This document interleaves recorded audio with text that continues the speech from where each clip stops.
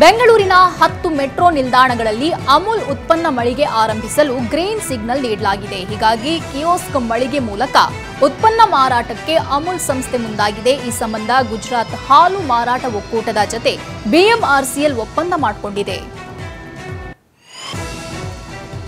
Metro ನಿಲ್ದಾಣಗಳಲ್ಲಿ ಅಮೂಲ್ ಉತ್ಪನ್ನ ಮಳಿಗೆಗೆ ಅನುಮತಿ ವಿಚಾರಕ್ಕೆ ಡಿಸಿಎಂ ಡಿಕೆ ಶಿವಕುಮಾರ್ ಪ್ರತಿಕ್ರಿಯಿಸಿದ್ದಾರೆ. ನಂದಿನಿ ಸಂಸ್ಥೆಗೂ ಟೆಂಡರ್ ಹಾಕುವಂತೆ ಕೇಳಿದ್ದೇನೆ. ಕೆಎಂಎಫ್ಗೆ 8 ಮಳಿಗೆಗಳನ್ನು ತೆರೆಯಲು ಟೆಂಡರ್ ಕೊಟ್ಟಿದ್ದೇವೆ ಎಂದು ಪ್ರತಿಕ್ರಿಯಿಸಿದ್ದಾರೆ. ನಂದಿನಿ ಹಾಲಿನ ಉತ್ಪನ್ನ ಮಾರಾಟಕ್ಕೆ ಬಿಎಂಆರ್ಸಿಎಲ್ ಅವಕಾಶ ನೀಡಬೇಕು ಎಂದು ಸಚಿವ ರಾಮಲಿಂಗಾರೆಡ್ಡಿ ಆಗ್ರಹಿಸಿದ್ದಾರೆ. ನಮ್ಮ ಬೆಂಬಲ ಇರೋದು ನಂದಿನಿಗೆ ಮಾತ್ರ, ನಮ್ಮ ಸರ್ಕಾರ ಯಾವತ್ತೂ ನಂದಿನಿ ಪರ ಎಂದಿದ್ದಾರೆ. ಅಮೂಲ್ ಅವರಿಗೆ ಅಡ್ವರ್ಟೈಸ್ಮೆಂಟ್ಗೆ ಅವಕಾಶ ಮಾಡಿಕೊಟ್ಟಿದ್ದಾರೆ. ನಮ್ಮದೇ ಬ್ರ್ಯಾಂಡ್ ನಂದಿನಿ ಅಲ್ವಾ, ಸ್ವಲ್ಪ ಕಡಿಮೆ ಆದರೂ ಪರವಾಗಿಲ್ಲ, ನೆಗೋಷಿಯೇಟ್ ಮಾಡಿ ನಂದಿನಿಗೆ ಕೊಡೋದು, ಅದು ನನ್ನ ಅಭಿಪ್ರಾಯ. ಸ್ವಲ್ಪ ಬಾಡಿಗೆ ಕಡಿಮೆ ಆದರೂ ಪರವಾಗಿಲ್ಲ, ನಮ್ಮ ಸಂಸ್ಥೆ ಅಲ್ವಾ, ಇದು ನಾವು ಪ್ರಮೋಟ್ ಮಾಡಬೇಕು. ಇದು ಮೆಟ್ರೋ JDSನವ್ರಿಗೆ BJPಯವರಿಗೆ ಮೆಟ್ರೋ ಯಾರ ಕಂಟ್ರೋಲಲ್ಲಿರೋದು? ಕೇಂದ್ರ ಸರ್ಕಾರದ ಕಂಟ್ರೋಲಲ್ಲಿ. ಸ್ವಲ್ಪ ಅಮೂಲ್ ಉತ್ಪನ್ನ ಮಾರಾಟಕ್ಕೆ ಅನುಮತಿ ನೀಡಿರೋ ಬಿಎಂಆರ್ಸಿಎಲ್ ನಿರ್ಧಾರಕ್ಕೆ ಜೆಡಿಎಸ್ ತೀವ್ರ ವಿರೋಧ ವ್ಯಕ್ತಪಡಿಸಿದೆ. ಕಮಿಷನ್ ಆರೋಪಕ್ಕೆ ಡಿಕೆ ಶಿವಕುಮಾರ್ ಸ್ವಾಭಿಮಾನ ಮಾರಿಕೊಂಡಿದ್ದಾರೆ. ಡ್ಯೂಪ್ಲಿಕೇಟ್ ಸಿಎಂ ಡಿಕೆಶಿ ನವರಂಗಿ ಆಟ ಮತ್ತೊಮ್ಮೆ ಬಯಲು ಎಂದು ಪೋಸ್ಟ್ ಮಾಡಿದೆ. ಮೆಟ್ರೋ ನಿಲ್ದಾಣಗಳಲ್ಲಿ ಅಮೂಲ್ ಹಾಲಿನ ಉತ್ಪನ್ನ ಮಾರಾಟ ಮಳಿಗೆ ತೆರೆಯುವುದಕ್ಕೆ ಮಾಜಿ ಸಚಿವ ರೇಣುಕಾಚಾರ್ಯ ವಿರೋಧ ವ್ಯಕ್ತಪಡಿಸಿದ್ದಾರೆ. ಅಮೂಲ್ ಮಳಿಗೆಗಳಿಗೆ ಅವಕಾಶ ಮಾಡಿಕೊಟ್ಟಿರೋದು ಕನ್ನಡಿಗರಿಗೆ, ಕರ್ನಾಟಕಕ್ಕೆ ಮಾಡಿದ ಅವಮಾನ ಎಂದಿದ್ದಾರೆ. ನಂದಿನಿ ಬ್ರ್ಯಾಂಡು ಕೇವಲ ಕರ್ನಾಟಕದಲ್ಲಷ್ಟೇ ಅಲ್ಲ ಸಹ ಬೇರೆ ರಾಜ್ಯದಲ್ಲೂ ಬೇಡಿಕೆ ಇದೆ. ಕಾಂಗ್ರೆಸ್ ಸರ್ಕಾರ ಎಲ್ಲೋ ಒಂದು ಕಡೆ ನಮ್ಮ ಕರ್ನಾಟಕ ರಾಜ್ಯದ ರೈತರಿಗೆ ಅನ್ಯಾಯ ಮಾಡ್ತದೆ ಮತ್ತು ಕನ್ನಡಿಗರ ಅಪಮಾನ ಮಾಡ್ತದೆ. ಇದನ್ನು ನಾವು ತೀವ್ರವಾಗಿ ಖಂಡಿಸ್ತೀವಿ. ಟೆಂಡರ್ ಮೂಲಕವೇ ಅಮೂಲ್ಗೆ ಅವಕಾಶ ನೀಡಲಾಗಿದೆ ಅಂತ ಬಿಎಂಆರ್ಸಿಎಲ್ ಬಿಆರ್ಒ ಯಶವಂತ್ ಚೌಹಾಣ್ ಸ್ಪಷ್ಟಪಡಿಸಿದ್ದಾರೆ. ನಾವು ಕರೆದ ಟೆಂಡರ್ನಲ್ಲಿ ನಂದಿನಿ ಭಾಗಿಯಾಗಿರಲಿಲ್ಲ. ಟೆಂಡರ್ನಲ್ಲಿ ಭಾಗಿಯಾಗಿದ್ರೆ ನಂದಿನಿಗೂ ಕೊಡ್ತಾ ಇದ್ವಿ ಅಂತ ಚೌಹಾಣ್ ಹೇಳಿದ್ದಾರೆ. ನಾಳೆ ನಂದಿ ಬೆಟ್ಟದಲ್ಲಿ ನಡೆಯಬೇಕಾಗಿದ್ದ ರಾಜ್ಯ ಸಚಿವ ಸಂಪುಟ ಸಭೆ ನಡೆಯುವುದು ಅನುಮಾನವಾಗಿದೆ. ನಾಳೆ ವಿಧಾನಸೌಧದಲ್ಲಿಯೇ ಸಚಿವ ಸಂಪುಟ ಸಭೆ ನಡೆಸಲು ಸರ್ಕಾರ ನಿರ್ಧರಿಸಿದೆ ಎನ್ನಲಾಗಿದೆ. ಮುಂದಿನ ದಿನಗಳಲ್ಲಿ ನಂದಿ ಬೆಟ್ಟದಲ್ಲಿ ಸಚಿವ ಸಂಪುಟ ಸಭೆ ನಡೆಸುವಂತಹ ಸಾಧ್ಯತೆ ಇದೆ. ಬೆಂಗಳೂರನ್ನ 3 ಪಾಲಿಕೆಯಾಗಿ ವಿಂಗಡಿಸಲು ಸರ್ಕಾರ ಒಲವು ವ್ಯಕ್ತಪಡಿಸಿದೆ. ಆದರೆ ಬೆಂಗಳೂರು ಕಾಂಗ್ರೆಸ್ ಶಾಸಕರು, ಮಂತ್ರಿಗಳು 5 ಪಾಲಿಕೆ ರಚಿಸುವಂತೆ ಸಲಹೆ ನೀಡಿದ್ದಾರೆ. ಪೂರ್ವ, ಪಶ್ಚಿಮ, ಉತ್ತರ, ದಕ್ಷಿಣ, ಕೇಂದ್ರ ಪಾಲಿಕೆಗಳ ರಚನೆಗೆ ಒಲವು ವ್ಯಕ್ತಪಡಿಸಿದ್ದು ಅಂತಿಮವಾಗಿ ಸಿಎಂ ಡಿಸಿಎಂ ತೀರ್ಮಾನವನ್ನು ಕೈಗೊಳ್ಳಲಿದ್ದಾರೆ. ಬೆಂಗಳೂರನ್ನ ಎಷ್ಟು ಪಾಲಿಕೆಗಳನ್ನಾಗಿ ವಿಂಗಡಿಸುವ ವಿಚಾರವಾಗಿ ವಿಪಕ್ಷ ನಾಯಕರ ಜೊತೆ ಚರ್ಚೆ ಮಾಡಿದ್ದೇವೆ ಅಂತ ಡಿಸಿಎಂ ಡಿಕೆ ಶಿವಕುಮಾರ್ ಹೇಳಿದ್ದಾರೆ. ಕಾಂಗ್ರೆಸ್ ಸಚಿವರು, ಶಾಸಕರ ಜೊತೆ ಬೆಂಗಳೂರು ನಗರ ಬಗ್ಗೆ ಚರ್ಚೆ ಮಾಡಿದ್ದೇವೆ. ಪಾಲಿಕೆ ಚುನಾವಣೆ ಬೇಗ ಆಗಬೇಕಾಗಿದೆ ಅಂತ ಹೇಳಿದ್ದಾರೆ. ಕೊಡಗು ಜಿಲ್ಲೆಯಲ್ಲಿ ಮಳೆ ಆರ್ಭಟ ಮುಂದುವರೆದಿದೆ. ಮಡಿಕೇರಿ ತಾಲೂಕಿನ ದೋಣಿಕಡು ಪ್ರದೇಶ ಜಲಾವೃತಗೊಂಡಿದೆ. ಇದರಿಂದ ಕೂಡುಕಂಡಿ, ಪೈಸಾರಿ, ಬೇಂಗೂರು ಸಂಪರ್ಕ ಸಂಪೂರ್ಣವಾಗಿ ಕಡಿತಗೊಂಡಿದೆ. ನಾಡದೋಣಿಯಲ್ಲಿ ಅಪಾಯಕಾರಿ ಪ್ರವಾಹ ದಾಟುವಂತಹ ಸಾಹಸವನ್ನು ಮಾಡಲಾಗ್ತಾ ಇದೆ. ಕೊಡಗಿನಲ್ಲಿ ಧಾರಾಕಾರ ಮಳೆ ಹಿನ್ನೆಲೆಯಲ್ಲಿ ಭಾಗಮಂಡಲ ತ್ರಿವೇಣಿ ಸಂಗಮ ಇಂದು ಸಹ ಜಲಾವೃತಗೊಂಡಿದೆ. ಇದರಿಂದ ಸಂಗಮದಲ್ಲಿ ಪಿಂಡ ಪ್ರದಾನಕ್ಕೆ ಭಕ್ತರು ಪರದಾಡ್ತಿದ್ದಾರೆ. ಉದ್ಯಾನವನದ ಮೆಟ್ಟಿಲ ಬಳಿಯಲ್ಲೇ ಭಕ್ತರಿಂದ ಪಿಂಡ ಪ್ರದಾನ ಮಾಡಲಾಗ್ತಿದೆ. ಧಾರಾಕಾರ ಮಳೆಗೆ ಉಡುಪಿ ಜಿಲ್ಲೆಯಲ್ಲಿ ನಾನಾ ಅವಾಂತರ ಸೃಷ್ಟಿಯಾಗಿದೆ. ಬೈಂದೂರು ತಾಲೂಕಿನ ನಡುಪಡುಕೊಣೆಯಲ್ಲಿ 10 ಕುಟುಂಬಗಳಿಗೆ ಜಲಕಂಟಕ ಎದುರಾಗಿದೆ. ಸ್ಥಳೀಯರಿಗೆ ಮನೆಯಿಂದ ಹೊರಬರಲಾರದ ಪರಿಸ್ಥಿತಿ ನಿರ್ಮಾಣವಾಗಿದೆ. ಜೀವ ಭೀತಿಯಲ್ಲೇ ದೋಣಿ ಮೂಲಕ ನಿತ್ಯ ಓಡಾಟ ಮಾಡುವ ಪರಿಸ್ಥಿತಿ ನಿರ್ಮಾಣವಾಗಿದೆ. ಬೆಳಗಾವಿಯಲ್ಲಿ ಕಾರಿನ ಮೇಲೆ ಬೃಹತ್ ಗಾತ್ರದ ಮರ ಬಿದ್ದಿದೆ. ಮಳೆ ಗಾಳಿ ಹಿನ್ನೆಲೆಯಲ್ಲಿ ರುಕ್ಮಿಣಿ ನಗರದಲ್ಲಿ ಕಾರಿನ ಮೇಲೆ ಮರ ಬಿದ್ದಿದೆ. 3 ತಿಂಗಳಿಂದಲೂ ಮರ ಬೀಳುವ ಹಂತದಲ್ಲಿತ್ತು. ಮರ ತೆರವುಗೊಳಿಸುವಂತೆ ಪಾಲಿಕೆ ಅರಣ್ಯಾಧಿಕಾರಿಗಳಿಗೆ ಮನವಿ ಮಾಡಿದ್ರೂ ಯಾವುದೇ ಪ್ರಯೋಜನ ಆಗಿಲ್ಲ ಎಂದು ಸ್ಥಳೀಯರು ಆಕ್ರೋಶ ವ್ಯಕ್ತಪಡಿಸಿದ್ದಾರೆ. ಮಂಗಳೂರಿನಲ್ಲಿ ಮಳೆ ಅಬ್ಬರ ನಿಂತರೂ ಕಡಲ ಆರ್ಭಟ ಮುಂದುವರೆದಿದೆ. ಬೃಹತ್ ಗಾತ್ರದ ಅಲೆಗಳು ಅಪ್ಪಳಿಸುತ್ತಿದೆ. ಎಲ್ಲಾ ಬೀಚ್ಗಳಲ್ಲಿ ಪ್ರವಾಸಿಗರಿಗೆ ನಿರ್ಬಂಧ ಹೇರಲಾಗಿದೆ. ಸಮುದ್ರ ತೀರಕ್ಕೆ ತೆರಳದಂತೆ, ಸಮುದ್ರಕ್ಕೆ ಇಳಿಯದಂತೆ ಸೂಚನೆ ನೀಡಲಾಗಿದೆ.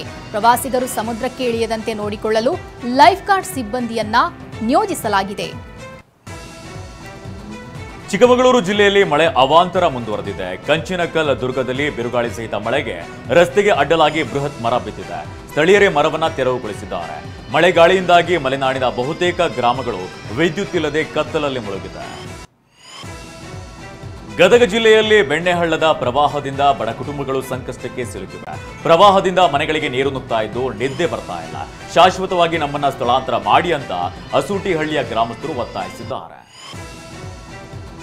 ಕಾವೇರಿ ಜಲಾನಯನ ಪ್ರದೇಶದಲ್ಲಿ ಮಳೆ ಹಿನ್ನೆಲೆಯಲ್ಲಿ ಮಂಡ್ಯದ ಕೆಆರ್ಎಸ್ ಜಲಾಶಯದ ನೀರಿನ ಮಟ್ಟ 113 ಅಡಿಗೆ ಏರಿಕೆ ಆಗಿದೆ. ಕನ್ನಂಬಾಡಿ ಕಟ್ಟೆಗೆ 29,368 ಕ್ಯೂಸೆಕ್ ನೀರು ಹರಿದು ಬರ್ತಾ ಇದೆ. ಸದ್ಯ ಡ್ಯಾಂನಲ್ಲಿ 35.118 ಟಿಎಂಸಿ ನೀರು ಸಂಗ್ರಹವಾಗಿದೆ. ಮಲೆನಾಡು ಭಾಗದಲ್ಲಿ ಭಾರಿ ಮಳೆ ಹಿನ್ನೆಲೆಯಲ್ಲಿ ಹಾಸನ ಜಿಲ್ಲೆಯಲ್ಲಿರುವ ಹೇಮಾವತಿ ಜಲಾಶಯಕ್ಕೆ ಅಪಾರ ಪ್ರಮಾಣದ ನೀರು ಹರಿದು ಬರ್ತಾ ಇದೆ. 19,546 ಕ್ಯೂಸೆಕ್ ಒಳಹರಿವಿದ್ದು 1,040 ಕ್ಯೂಸೆಕ್ ನೀರು ಹೊರಗೆ ಬಿಡಲಾಗ್ತಾ ಇದೆ. ಜಲಾಶಯ ಭರ್ತಿಯಾಗಲು 11 ಅಡಿ ನೀರು ಬೇಕಿದೆ.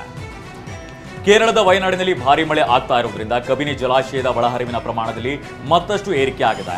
21,579 ಕ್ಯೂಸೆಕ್ ನೀರು ಹರಿದು ಬರ್ತಾ ಇದ್ದು 9,875 ಕ್ಯೂಸೆಕ್ ನೀರು ಹೊರಹರಿವಿದೆ.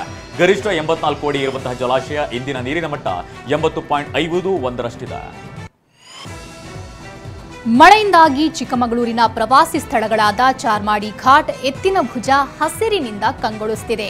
ಚಾರ್ಮಾಡಿ ಘಾಟಿಯಲ್ಲಿ ಧುಮ್ಮುಕ್ಕುವ ಜಲಪಾತಗಳ ವೈಭವ, ಎತ್ತಿನ ಭುಜದಲ್ಲಿ ಹಸಿರಿಗೆ ಮುತ್ತಿಕ್ಕಿದ ಮಂಜಿನ ರಾಶಿ ಡ್ರೋನ್ ಕ್ಯಾಮೆರಾದಲ್ಲಿ ಸೆರೆಯಾಗಿದೆ. ಯುದ್ಧ ನಡೆಯುತ್ತಿರೋ ಇಸ್ರೇಲ್ನಲ್ಲಿ ಹಾಸನದ 50ಕ್ಕೂ ಹೆಚ್ಚು ಜನರು ಸಿಲುಕಿದ್ದಾರೆ. ಆಲೂರು ತಾಲೂಕಿನ ಹೊಸಕೋಟೆ ಹೋಬಳಿಯ ನಿವಾಸಿಗಳು ಇಸ್ರೇಲ್ನಲ್ಲಿದ್ದಾರೆ. ನಾವು ಸುರಕ್ಷಿತವಾಗಿದ್ದು ಪರಿಸ್ಥಿತಿ ಸಾಮಾನ್ಯವಾಗಿದೆ, ಯಾವುದೇ ತೊಂದರೆ ಇಲ್ಲ. ರಾತ್ರಿ ವೇಳೆ ಕ್ಷಿಪಣಿ ದಾಳಿ ಆಗುತ್ತೆ, ಸ್ವಲ್ಪ ಭಯವಿದೆ ಅಂತ ಹೇಳಿದ್ದಾರೆ. ಅಮೆರಿಕ ಅಧ್ಯಕ್ಷ ಡೊನಾಲ್ಡ್ ಟ್ರಂಪ್ ಜೊತೆ ಪ್ರಧಾನಿ ನರೇಂದ್ರ ಮೋದಿ ಮಾತುಕತೆ ನಡೆಸಿದ್ದಾರೆ. ಟ್ರಂಪ್ ಮನವಿ ಮೇರೆಗೆ ಪ್ರಧಾನಿ ಮೋದಿ ದೂರವಾಣಿ ಕರೆ ಮಾಡಿದ್ದಾರೆ. ಮಾತುಕತೆ ವೇಳೆ ಟ್ರಂಪ್ ಪಹಲ್ಗಾಮ್ ದಾಳಿ, ಆಪರೇಷನ್ ಸಿಂಧೂರ್ ಬಗ್ಗೆ ಮಾಹಿತಿ ಪಡೆದಿದ್ದಾರೆ. ಉಭಯ ನಾಯಕರು ಸುಮಾರು 35 ನಿಮಿಷಗಳ ಕಾಲ ಮಾತುಕತೆ ನಡೆಸಿದ್ದಾರೆ. ಭಾರತಕ್ಕೆ ಇತರೆ ದೇಶದ ಮಧ್ಯಸ್ಥಿಕೆ ಅಗತ್ಯವಿಲ್ಲ ಎಂದು ಪ್ರಧಾನಿ ನರೇಂದ್ರ ಮೋದಿ ಅಮೆರಿಕ ಅಧ್ಯಕ್ಷ ಡೊನಾಲ್ಡ್ ಟ್ರಂಪ್ಗೆ ಸ್ಪಷ್ಟಪಡಿಸಿದ್ದಾರೆ. ಭಯೋತ್ಪಾದನೆ ವಿರುದ್ಧ ಭಾರತ ಹಲವು ಕ್ರಮಗಳನ್ನು ಕೈಗೊಂಡಿದೆ. ಆಪರೇಷನ್ ಸಿಂಧೂರ್ ಕಾರ್ಯಾಚರಣೆ ಮುಂದುವರೆದಿದೆ ಎಂದು ಮೋದಿ ತಿಳಿಸಿದ್ದಾರೆ. ಇದೇ ವೇಳೆ ಭಾರತಕ್ಕೆ ಆಗಮಿಸುವಂತೆ ಟ್ರಂಪ್ಗೆ ಮೋದಿ ಆಹ್ವಾನ ನೀಡಿದ್ದಾರೆ.